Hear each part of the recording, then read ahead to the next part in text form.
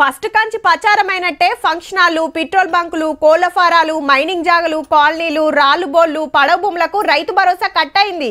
వ్యవసాయ భూములకు మాత్రమే పెట్టుబడి సాయం. అట్లని 7 ఎకరాలకో 10 ఎకరాలకో అనే కండిషన్ గిన పెట్టలే.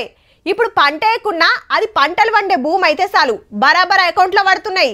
మరి ఇయాలేమైందంటే తెలివక కొందరు ఇయ్యాలగిన టికి అని మెసేజ్ల కోసం ఫోన్లు చూస్తే పైసలు వల్లే.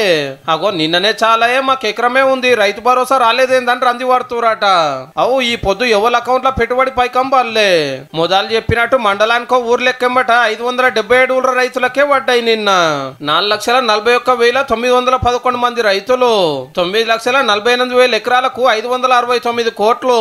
ఇక 18,000 మంది రైతు కూలీల ఖాతాలో 6,000 చొప్పున పడ్డాయట. 51,000 మంది కొత్త రేషన్ కార్డులు, 1,00,000 మందికి పాత కార్డుల పేర్లు, 72,000 మందికి ఇంద్రమీన్లు శాంక్షన్ అయినాయి. ఓ 2-3 రోజులలో అంతటా చాలు చేస్తారట పైసలేసుడు. ఏమా గవర్నమెంట్ రైతు భరోసా వేస్తుందని కాంగ్రెస్ అభిమానులు పాలాభిషేకాలు సురువు చేస్తే అందరికి ఎన్నడేస్తారని నల్గొండలో రామన్న ధర్నా పెట్టిండు. ఎకరానికి 6,000 కాదు 7,500 వేయాలి. ఆనకాలం పెట్టుబడి పైకం కూడా పడలేదని మనోళ్ళ డిమాండ్. సర్పంచ్ ఎలక్షన్లు వస్తున్నాయి, మళ్ళా ఓట్లు దొబ్బుకోవాలి కదా. అందుకే కొత్త డ్రామా.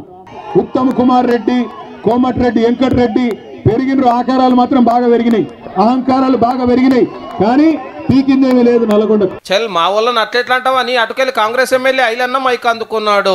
కేటీఆర్ గారి మైండ్ దొబ్బి ఇవాళ నల్గొండని రైతు ధర్నా అట్టల్ ఫ్లాప్, రైతుల నుంచి మద్దతు లేదు. ఈ ముచ్చటి ఇట్లుంటే కారుల ధర్నాలకు దొంగలు జొర్రి కార్యకర్తల గొలుసులు, ఉంగరాలు, పర్సులు, ఫోన్లు కొట్టేసిండ్రు. MLA Kaushik Reddy sir phone కూడా సూటి పెట్టిండ్రు.